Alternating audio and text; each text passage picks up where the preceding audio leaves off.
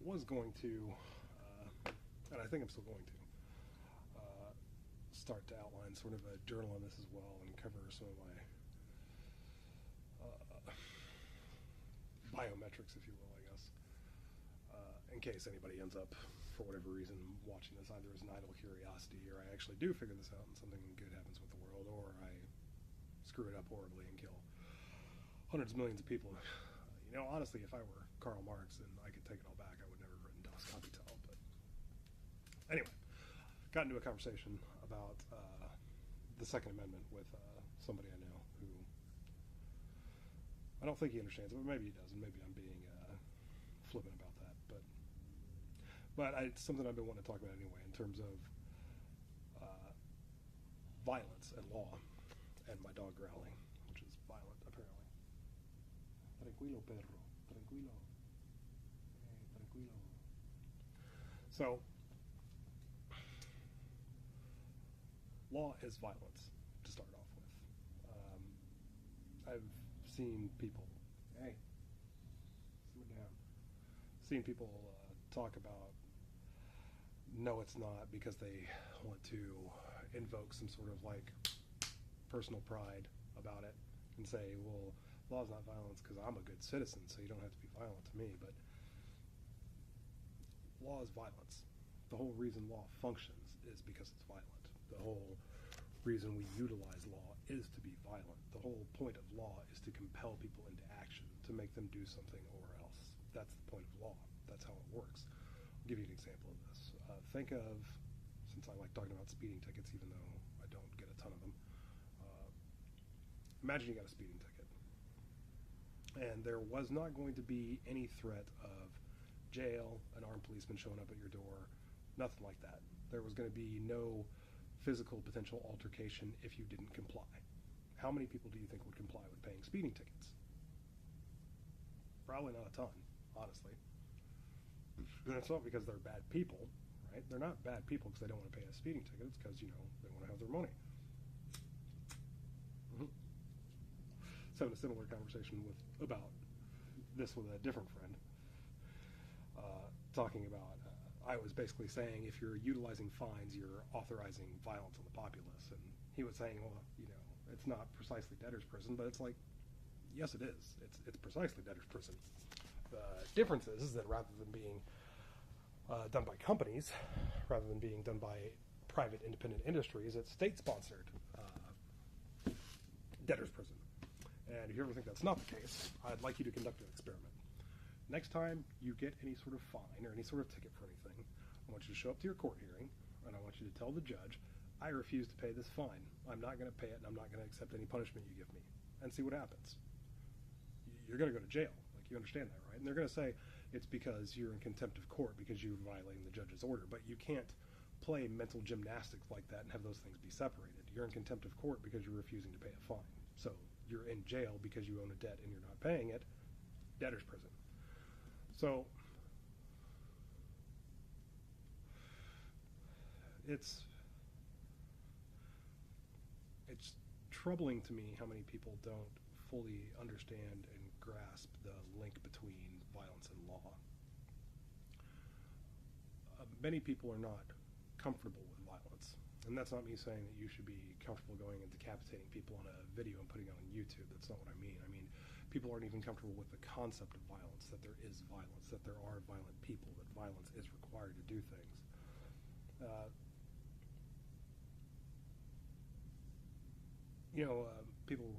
People have been talking about mass shootings. There was one pretty recently. And one of the things they were saying is they didn't want to have to think about that whenever they were going to an event. And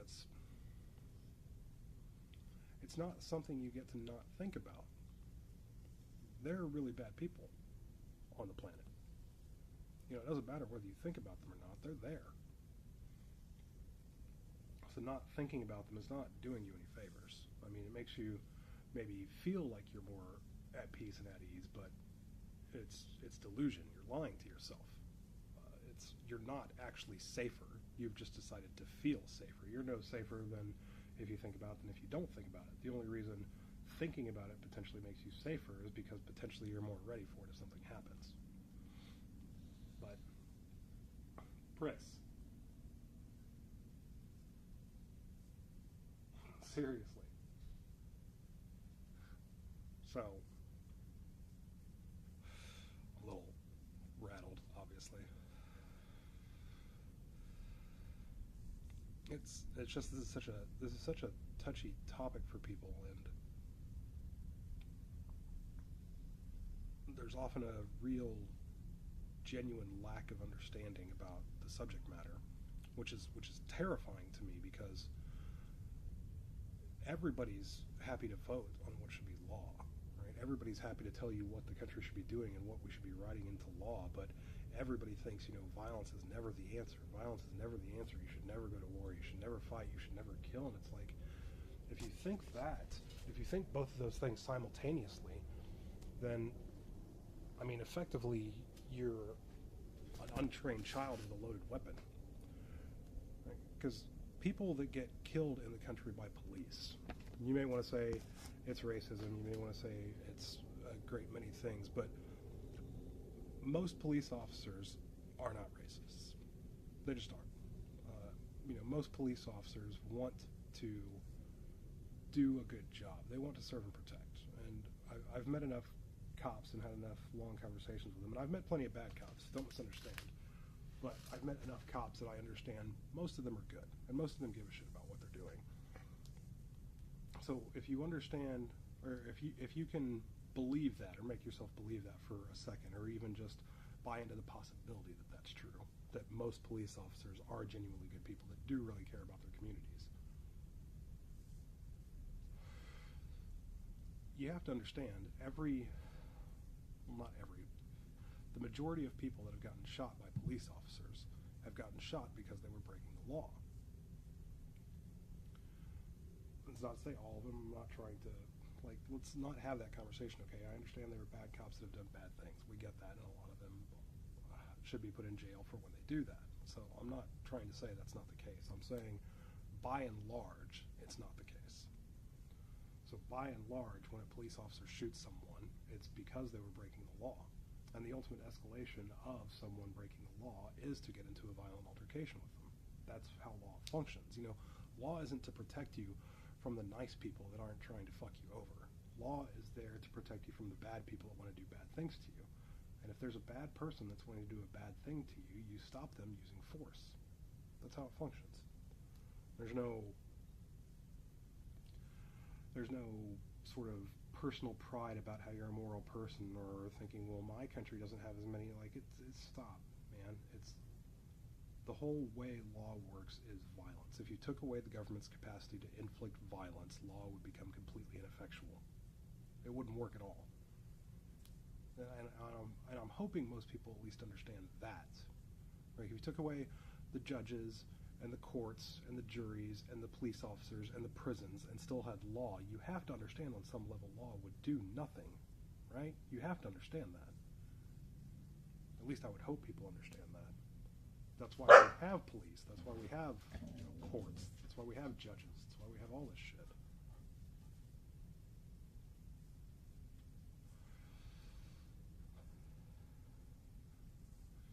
It's so hard to get people to realize that, because they don't want to confront that there is violence. They don't want to confront that there are bad people that do bad things,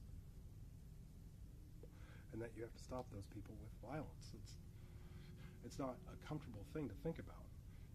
And we're fortunate that we actually have some people that have learned to become comfortable with it, that have learned to make it their mission to be like the sheepdogs, as it were, to stop the bad people. There's a guy that used to do mixed martial arts, this guy named Tim Kennedy. He's in the military, and you can see a weird sort of,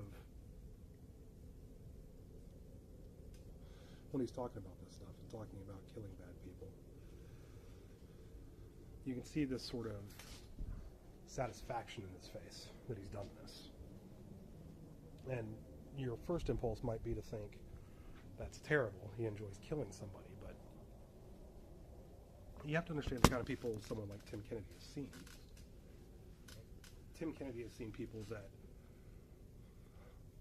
have thrown acid on 5-year-old girls because the dress they were wearing was too provocative, right? He's seen people that walked around with a power drill that drilled into people's heads to get the rest of their family to comply with the foreign government. Like, Tim Kennedy's seen some really bad people. And he has a deep sort of seated personal belief and mission that those people have to be stopped. And whenever he gets to stop one of those people, he thinks about the next 5-year-old girl that doesn't get acid thrown on her face. He thinks about the next family that doesn't lose somebody to a power drill. So he gets satisfaction from that, and that's good, man. That's really good. You want those people. You need those people. You need those people to protect you from those other people. Because those other people are out there. And they're always going to be out there. It's all right, sunshine. Yeah, it's okay, girl. They're just out there having a drink, girl. It's all right. It's Friday, so people are having parties in their backyards. Dogs are always a little more irritable then. But law is violence. And if you're not comfortable with the thought of violence, you should be very cautious about involving yourself in the process of deciding law. Because law is violence, and if you're not comfortable with violence, you don't understand what you're doing with law. You're not connecting the thing you're making that you think, this is a good thing, we should have everybody do this thing. We should have everybody sort of agree that this is the rules for stuff. But what you don't get is that you're authorizing escalation to the use of physical force every time you do this. And if you make something into a law, it's a safe bet somebody's going to get hurt. Somebody that violates this law is going to get hurt. That's a pretty safe bet. You know, the people that are, if you think about prohibition, and when we outlawed alcohol, you know, think of the amount of people that died because of that, because you didn't understand human nature, and that you didn't understand people were going to want to do that, and you didn't understand it was going to escalate to violence. You know, there were people getting burned alive by Molotov cocktails in bars because you decided alcohol was bad and we should all agree to not drink alcohol. Like, messing around with law is not a fucking joke, man. It's not something to be taken lightly. And it's something that if you're going to be talking about law, you really seriously need to consider, is this worth being violent to someone over? Because it's going to happen if you make a law. So this gets into the other thing I was talking about, which is the Second Amendment. So the Second Amendment is interesting because, you know, part of its spirit is about potentially overthrowing a government, potentially protecting yourself from bad people. But I think there was also a keen understanding on the part of the Founding Fathers where they got that law is violence, right? So I don't think they wanted people to get too desensitized from the idea of violence, because they had just finished fighting an extremely violent war that they almost lost. And, you know, had it not been for the French, thank you again, France, had it not been for the French, we would have lost the Revolutionary War to the British. Right, we almost had our country wiped out at its inception. So that was very fresh and very near to them. So they understood violence in a way you probably don't, because it's not in your face day to day like it was theirs. And you think now it's 2018 and it's safe, and it's like, yeah, it's a lot safer now. But to think that something can't happen where the need to utilize violence potentially against the government isn't going to arise, like read any history book. Like, pick one up at random. It happens all the time, and I think it's not going to happen now because we're somehow way more evolved as, what's the word I'm looking for? Naive. It's naive to think that that's never going to happen again. And I think the founders understood that. But also the linking between the need for people to be able to express themselves, the need for people to be able to have self-determination in their destiny, and the need for people to be able to protect themselves. And I think it's not probably an accident that the First Amendment is immediately followed by the Second. And you can see people even talking about it right now. People have been talking about trying to take away guns forever. And there are people that are actually now trying to say that we need to do something about the First Amendment because it's a problem, because hate speech is violence. So, Second Amendment. For having conversations about the Second Amendment, it's important to come at the conversation from the right starting point. So what I mean by that, if you're somebody that wants to talk about gun control because you're not comfortable with violence and you don't like guns and you don't think people need them, okay, you can have that position, that's fine. Now you want to start a conversation with somebody about the Second Amendment.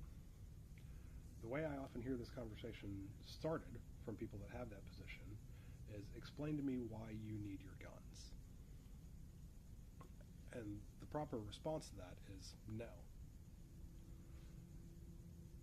Which sounds like standoffish and dickish, but really that's the right answer. The right answer is no. You don't have to explain to somebody why you get to have a gun. You don't have to explain to somebody why you need a gun. And the reason you don't have to is because you don't have to explain that any more than you have to explain why you have freedom of speech or why black people should be allowed to vote. You don't have to explain it. It's law. It's in the Bill of Rights. I don't have to justify my ownership of a gun. I just get to. So if you want to have a conversation with gun advocates about what we should do about what you feel is the gun problem in the country, you can't start your conversation from the position of, well, tell me why you get to have them, because, like, what are you saying? Or else what? Or else you're going to do what? You're going to take away the guns? No, you're not. You need 3/4 of the country, effectively, to be able to take away everybody's guns. You need 3/4 of the country, effectively, to have everybody agree that we should de-arm the populace. And I don't know if you need the spoiler alert, but you aren't going to get 3/4 of the country. But if you're going to try, which, okay, you're going to try and you think that's a noble goal to pursue, you need to not start the conversation from the perspective of, tell me why you get to have the guns or I'm going to take them away, because you don't get to do that. You don't get to do that any more than you get to tell people they can't say what they want, any more than you get to tell black people they don't get to vote. You don't get to do that. You don't get to demand somebody justify themselves to you, and if they don't, you're going to take it, because you can't, man. It's the Bill of Rights. You can't just take it. Not without starting a civil war or getting 3/4 of the country to agree with you. So if you want to have that conversation, you need to have the conversation from the perspective of understanding your goal. So if your goal is to try to actually deal with guns and gun control and figuring out how to reduce gun violence, and you want to have a conversation with these people with ultimately your long-term goal of getting them to give up your guns, and can we just give up that myth when we're talking about this conversation? Oh, well, we're not trying to take away your guns. Yeah, you are. You are. It's very obvious that that's the long-term goal. And that's fine. That can be the long-term goal. That's okay. I don't have a problem with that at all. But to be disingenuous about it and say that's not the goal, I mean, yeah, it is. It's the goal. You want to take away the guns. That's fine. So let's have a conversation about it. But if you're going to have the conversation, realize I don't need to justify to you why I get to own a gun. I just do. It's the law. I get to own a gun. I don't have to explain myself to you. I get to own a gun. It's your job to tell me why I should give up my gun. Because if you're going to get people to give up their guns, you have to convince 3/4 of the country that you're right. So,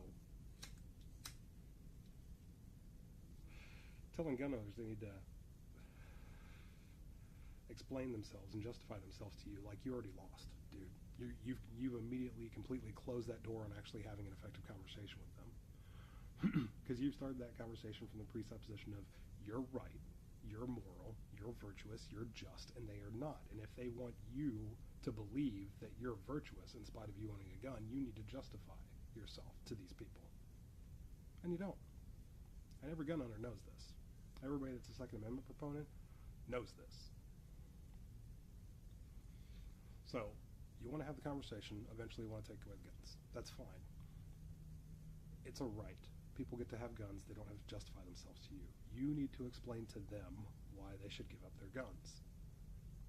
And again, spoiler alert, it's not happening. You're not going to convince them of that for a lot of reasons, which I can discuss later at some point if I feel like it.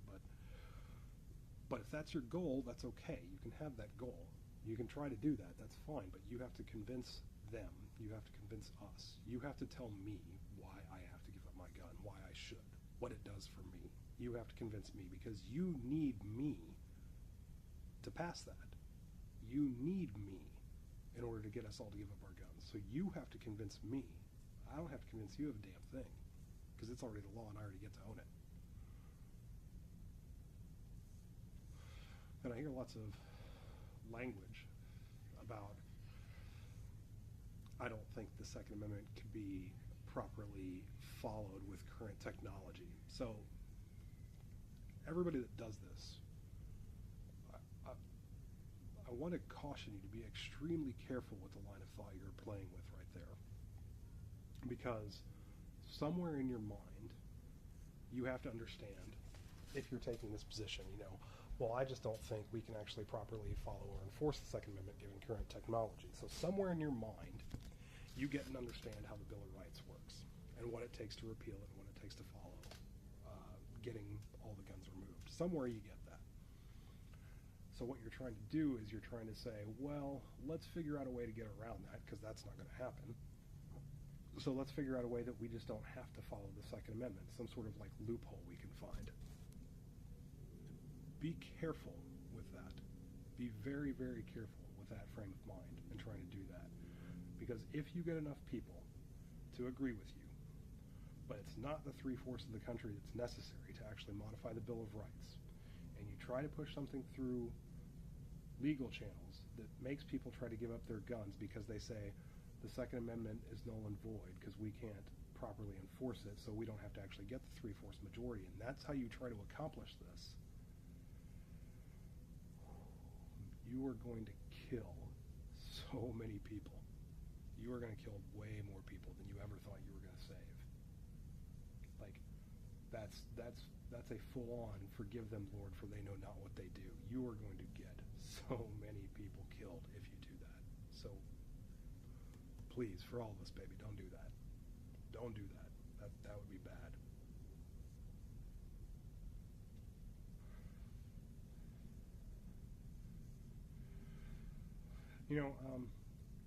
Something I've sort of like considered in my wilder moments, and I don't actually think this is something we should do, because I think someone should be free to exercise or not exercise one of their rights in the Bill of Rights as they see fit. But in my wilder moments, something I've considered and dismissed, so don't think I'm going to start pushing for this because I have no agenda on trying to push this, but wilder moments, there's a reason I use the phrase in my wilder moments. That means I'm being wild. I'm not being entirely rational, right? So understand that. So for the 80th time in my wilder moments, something I've considered is people often talk about what sort of prerequisite should be required to allow a person to vote on things in the country. And it's a popular thing to think about, I think, because there's plenty of ignorance, perceived or real. You could think people are ignorant just because they don't agree with you, but there is genuinely a lot of ignorance in law and politics and violence. That there's a lot of people that vote on things that probably don't actually have an informed and accurate opinion. I'd say that's pretty safe to say. But so people sometimes will talk about, so what sort of like restrictions should we put on people voting because we want to solve that problem? I mean, yeah, you kind of do want to solve that problem, but at the same time you really don't. And not because the problem isn't necessarily worth solving. I mean, maybe it is, but the ways that you would go about solving a problem like that, the harm you can cause is so much greater and so much easier to obtain than the potential good you could make. So I guess to put that in like a rock and roll analogy, it's 100 times harder to build the stairway to heaven than it is to pave the highway to hell. Much harder. So trying to go about something like that, you may have really good intentions, but the result will probably be bad, not good. So 85th time, in my wilder moments, I thought, if you are going to do something like this, one of the things I think would be good would be, as part of your, if you want to register to vote in the country, you should be registered to own and operate a firearm. Not because I necessarily think you need to walk around with one open carry all the time. I mean, you don't need to do that if you don't want to. But, I mean, I don't, right? I don't walk around packing heat all the time. But more because I want people to understand what violence is and what it looks like. Because if they're going to be voting, they're going to be voting on how violence is utilized by the state. That's what voting is. Because you're trying to talk about what needs to be made into law. Law is authorizing the state to utilize violence in case law isn't followed. That's what it is. So I would want people to understand violence. Like, again, nothing I've actually planned on pursuing. I don't think anything where you're putting regulations on what does or does not allow people to vote inside of a Western democracy is a good idea. I think the ways that can go wrong vastly outweigh the ways that it can go right, and it's much, much easier to fuck it up and fuck it up catastrophically. And that's something you always need to be cautious of whenever you're talking about ideas and things that you think are well-intentioned and well-meaning. You know, the ways that a simple idea that sounds really good can go wrong are legion, and they are potentially catastrophic. You know, it can sound good when you hear it, right? Like, from each to his ability, to each to his need. It sounds good. A couple 100 million dead people later, whoops. Right? It's something sounding good to you is not adequate to understand that it actually is going to provide a good result. It's potentially going to cause a bad result if you don't understand things. Which is actually something I find really interesting about Western democracy in general, because people talking about Western democracy, the proponents of it, a lot of the time they say it's such a miracle that we've actually achieved what we've achieved. You know, that all these people have come together. It's so against our nature. How did we do it? And it's like they marvel at that, right? How did we pull off this miracle that against everybody's nature, they managed to come together and form a simple thing like the United States? It's crazy. It's really not, Dave. It's really not. It's not that crazy. See, the thing is people believe that Western democracy is achieving in spite of human nature. But whatever achieves anything in the natural universe, despite its nature? Like, name me a thing. Does a thing fly in spite of gravity? No. Does a thing breathe underwater in spite of not having any sort of breathing apparatus or gills? No. You know, things don't defy their nature. Natural law is natural law for a reason. So part of why Western democracy works isn't because it goes against our nature, it's because it actually accentuates our nature. It takes the good aspects of our nature and utilizes them to a proper end. And I think a lot of Western democracy and the concept behind it was really genius. And I honestly, genuinely do not think the people that came up with the concept of Western democracy really understood just exactly what they had figured out. I think it was almost sort of a divine revelation where they had this idea of a thing they were going to do, and they didn't really understand the full impact of precisely how it was going to work and how brilliant it was going to be. So democracy doesn't work in spite of people's nature. It works because of people's nature, and that's the beauty of it. But that's something you need to understand whenever you're talking about figuring out any sort of economic system or governmental system or body of laws or philosophy or anything of that nature. You need to understand that the key component that you need to account for is the nature of human beings, because human beings are not going to go against their nature. Because we're natural beings, and natural beings follow their nature. So we're no different than that. And thinking we are because we have consciousness is also naive. We follow our nature just like everything else does. So if you're going to come up with something, you have to actually account for people. That's part of why communism was such a problem, because the idea sounded really good, but it didn't actually account for human nature. And it's interesting because you can sort of see the manifestations of what caused communism to go so wrong. You know, the killing of all the deaths of all the people in Poland because there wasn't enough food, because all the producers that actually farmed food got killed by the proletariat. And that sort of uprising that started with this really noble idea of let's just make sure everybody's taken care of, and how it's sort of like mutated and transformed. And you can actually see that sort of happening now with people that are espousing socialist ideas. Like Evergreen University is a really good example of that. You know, people that are talking about nonviolence and taking care of the people are the ones that are ending up patrolling the hallway with baseball bats. Because that's what happens, because it's human nature. You're utilizing a system that's going to provoke a response in humans that is going to cause people to feel oppressed, feel their way out as violence, and to become violent. And they're also likely going to be people that don't necessarily understand violence, aren't comfortable with violence. So when they utilize violence, they're not going to understand how to use just enough force, right? They're not going to understand that. They're going to go right to over-the-top violence because they're not trained. They're not rehearsed. They don't they're not comfortable with violence. So when they start to use it, it's gonna be literally like a 5-year-old with a firearm. It's bad, right? And you can see that sort of starting to happen when people are talking about see a Nazi, punch a Nazi, right? See somebody that's saying something and you are now authorized to go beat the shit out of them. Yeah, that's people that don't understand and aren't comfortable with the concept of violence.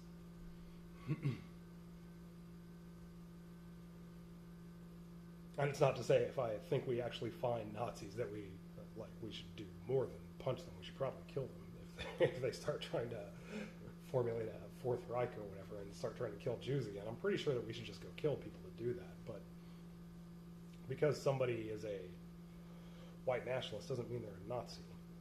They're pretty close, I'll give you that. And they're stupid, I'll give you that. They're idiots. They're racists. They're morons. They're all deplorable bad things. But you shouldn't necessarily just start authorizing yourself to go take these people out because they're saying something. And if they start doing something, that's what the government's for. That's why we have law. That's why we have police. Let them take them out. If they're coming to attack your home because you're black and they're white nationalists and you have a gun, shoot the motherfuckers, right? That's fine. But if they're talking, let them talk. Let them talk. Let them be the idiots they are and let them show everybody how fucking stupid they are, what morons they are, and how much they shouldn't be listened to because they don't know what the fuck they're talking about. And they're not going to, the white nationalist movement is never going to build enough of a following to actually cause any real threat to the country. Like, there's not enough people that believe that stupid shit. I know somebody might think that every white person on the planet is a racist, but they're not. They're not, man. Like, there's not enough white people that are going to get behind that movement to go around and start killing all the brown and black people. That's not going to happen, man. But humans follow their nature, right? So that's part of the problem with socialism, and that's why Western democracy functions and capitalism functions, because it actually accentuates and sort of riffs off of our nature. So any new system that you come up with or any modification of the system has to take human nature into account as one of the core principles and one of the core things it has to satisfy. If it does not do that, it is doomed to fail. If what human beings are, how they function, and what their nature is not the paramount thing you are considering when you were talking about a law or a legislative system, then it's going to fail because it has to be operated by people. And if you're not planning for it having to utilize people and you're saying, well, we're just going to tell them what the moral system is and they just need to follow it. No, you don't get to do that. You don't have that sort of power, right? Like, you're not God. You can't make people be something other than they are because you say so. It doesn't work like that, man. Go try to tell a snapping turtle not be a snapping turtle and tell me how that works out for you. Like, it doesn't. It's going to be a snapping turtle. It's not going to sprout wings and fly because you told it to.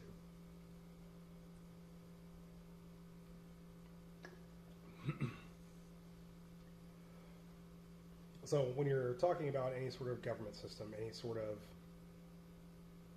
any system where people are going to be involved, which is every system, you need to treat it like an engineering problem, because it is an engineering problem. It's not a moral problem where you know the right way that the world is supposed to work and the world doesn't get it, so the world's wrong and you're right and you're moral and virtuous. That's stupid.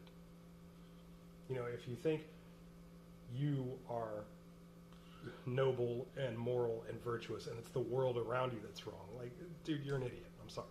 There's no nice way to phrase that. You're just being an idiot. Stop being an idiot.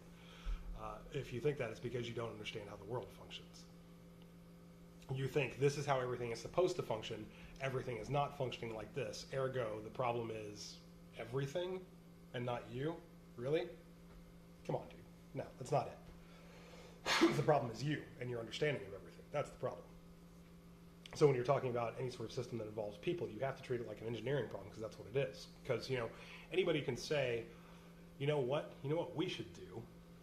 We should fly. It's like, okay, how do you do that? Well, you just fly. Just do it. Just fly. Just shut up and fly. You're supposed to fly. You can't do that, dude. You got to figure out building the plane, right? So if you're talking about trying to make people do something, you can't just say, well, people need to not have sex before they're married. Okay, well, how do you go about making sure that happens? You just tell them not to do it. Like, really? Really? That's how you're going to do it? How's that working out? Yeah, it's not, is it, right? Because it doesn't work like that. It's an engineering problem. So you have to figure out the engineering. And part of the core components of the engineering that you're figuring out is the people. So you have to understand how people work if you're going to try to engineer them. You know, people are delving a lot into social engineering these days, as I've noticed. And I mean, it's not to say they haven't always dabbled in it a little bit, but it's gotten crazy how much people are trying to manipulate other people into making them do what they want them to do. Like, it's nuts, man. And it's nuts just because so many people are trying it, but also so many people just genuinely don't understand it. They think the way social engineering works is you decide what needs to be done, and you figure out how to make all the people do it. Easy, right? No. No, you're going about that all wrong. You don't get to arbitrarily decide what the right thing is and then make everybody sort of acquiesce to it. That's not how it functions. You have to figure out how the people function and then come up with an answer that makes sense in that regard. That's what I mean by it's an engineering problem. You're dealing with a machine, which is us, and we have a way we function. And if you don't account for the way we function in your design is doomed to fail. So even if you manage to socially engineer people to start using gender-specific pronouns, for example, if they keep seeing that there's a differential between males and females in terms of their sex, you know, they're going to have questions. They're going to have issues with it. So you're going to have to explain those things, and you're going to have to understand those things yourself. Because those things aren't just going to go away because you tell them, no, you have to just get it or you're a bigot. Like, that's not going to function, dude. You're not going to get around people's eyes and their senses. That's what they've grown up on for tens of thousands of years. So, and to be clear, that's not an argument for or against trans. That's not what I'm talking about. That's not the point. The point is that people work a certain way, and if you want to try to figure out how to get people to operate differently, you first have to operate how they function in the first place. So you can't just arbitrarily decide a new thing, say it's what is, and then make everybody do it. It's like you can get some results with that, but they're not going to last. It's probably going to blow up in a fairly bad way. It's not sustainable. You need to actually figure out the engineering of it. You know, you need to figure out aerodynamics for humans, for lack of a better way to put it. Because we're creatures. We have a nature, man. You have to figure out how this creature operates, figure out what you want that creature to do that's within its capabilities, and then figure out how to make the system that actually allows the people to do that, and their inherent nature is going to make them sort of adhere to the system. That's what you have to do. It's an engineering problem. So, I'm going somewhere with this, I swear. So that's why when I'm talking about UBI and motivation and psychology and what happens after Western democracy, it's really important that at the forefront of that entire conversation, the preeminent thing that we're talking about in that regard is people and how they work. Because that has to be the preeminent thing, because the thing we're talking about relates directly to the behavior of people, how the people are going to function, how the people are going to operate. So you have to understand the human machine intricately, and you have to build something around it that the human machine can and wants to operate inside of and produces the result you want. You can't decide the result and make the machine conform. You can't do that. We aren't machines like that. And, well, I mean, maybe we are to some extent, but we're not good enough to manipulate us like that yet. Like, we're nowhere near that good yet. Maybe we will be one day. I don't know, but we're not right now. So anything you're talking about, first you have to understand human nature. If you think human nature is the problem, stop. You're wrong. Go back to your drawing board and redraw your blueprints.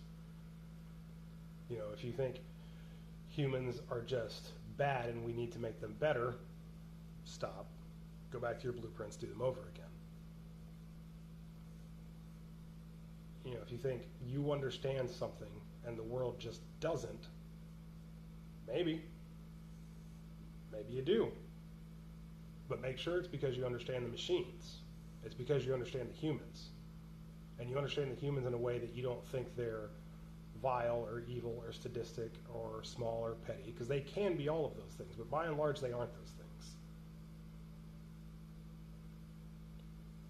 You know, we're evil and sadistic when something's going against what we want, right? But if we can be cooperative and we can make something great, that actually is part of our nature to want to do that. It's part of our nature to want to tribalize. It's part of our nature to want to find other people that are of like mind, of like goals, of like capability, and work with those people to build something greater than ourselves. That is also part of our nature.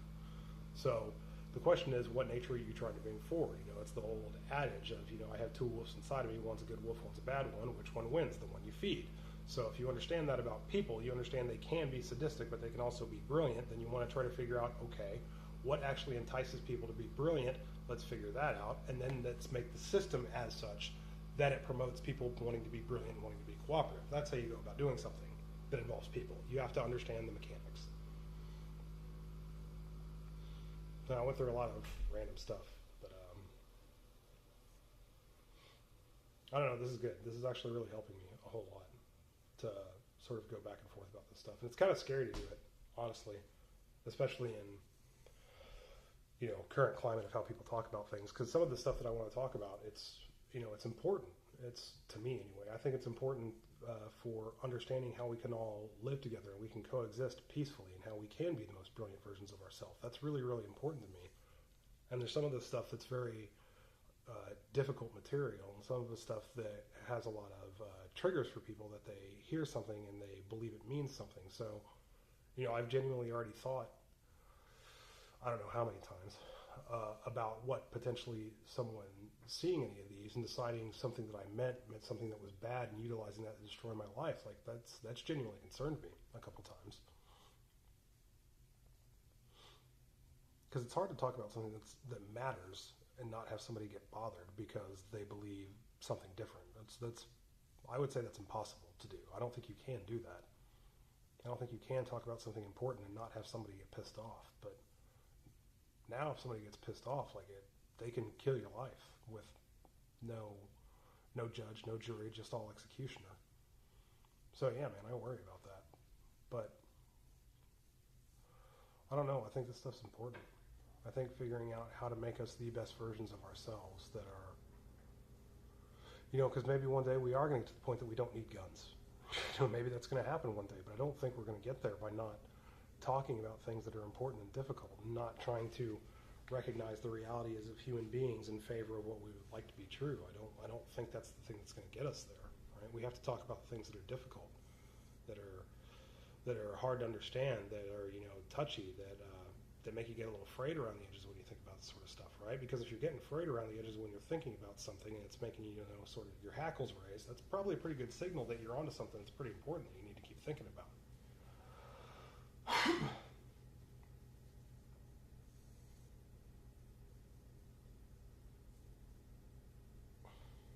So yeah, man, I worry about that, but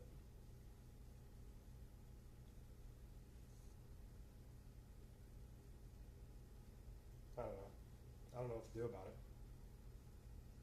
I don't think not thinking about it and not trying to talk to myself about it like this is a good idea. I don't want to make all this stuff private because I don't want to feel like I have to hide this stuff, and I want, you know, eventually I want to get to the point with enough of this stuff that I understand it enough that I can have a good conversation with people that are expert in things that I don't understand, right? Because I think I understand a fair amount of human nature, but like there's a lot about economics and math I don't understand. Yeah, I think any system that's going to come after Western democracy is going to need people that are economic experts, right? And that ain't me, right? That ain't me by a long shot.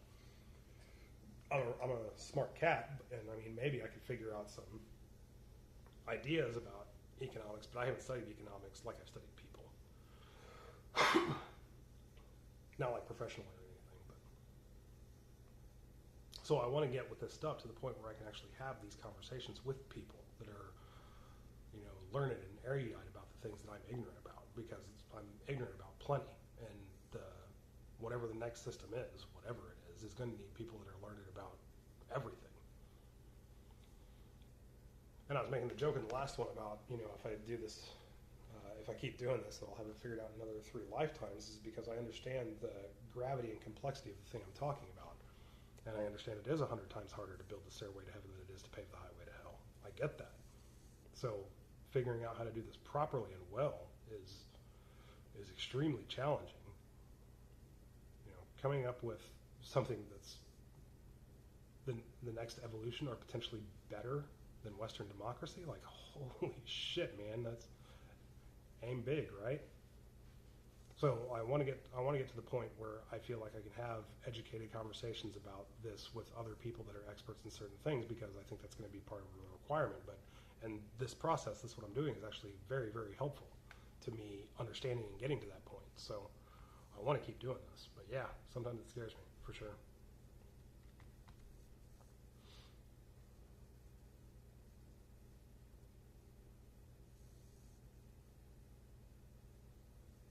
So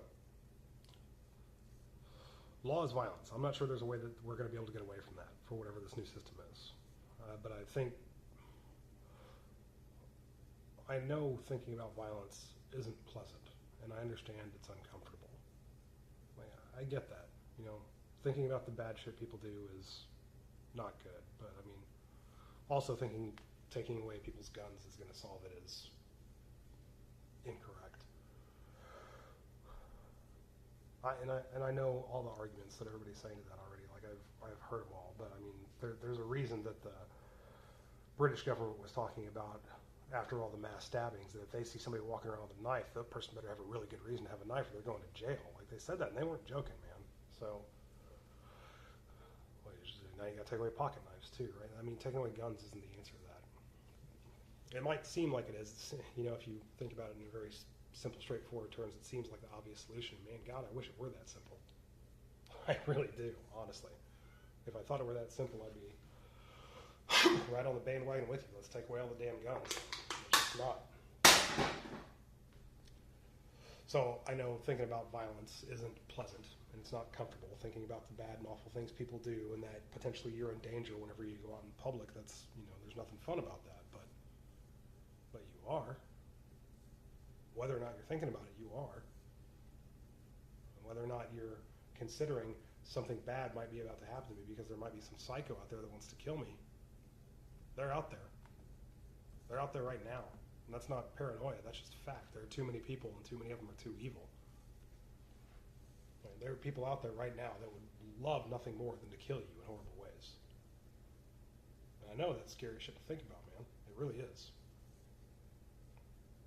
But it's not thinking about it isn't going to make it go away. So I don't think any new system is going to be able to get away from that either. So I think that needs to be something that's understood. They are bad people. They do bad things. And we need to think and consider that when we're making something into law, we need to be really sure that we agree this thing that we're making law, making required, we are comfortable with getting violent about it. Because it is going to happen. So we need to go into that eyes wide open. Not make a fine for using a plastic straw, for fuck's sake. Are you kidding me? Are you kidding me with that? Like, no, I get the why. I understand the why. I understand what you're trying to achieve with that. But really, authorizing violence over somebody using a plastic straw, for fuck's sake, brother. Oh, God. So, I think the new system needs to have something that we actually account for that, so we can go into making the law with eyes wide open. I don't know what it'll be in regard to gun ownership, and whether there would be something that's actually like the Second Amendment. I don't actually know that yet. I haven't thought about that particular aspect of it enough. My initial inclination is to say yes, but again, I haven't thought about that enough. It could have something, there's no guns, it could have something that everybody has to own a gun. I don't know yet. Haven't thought about that enough.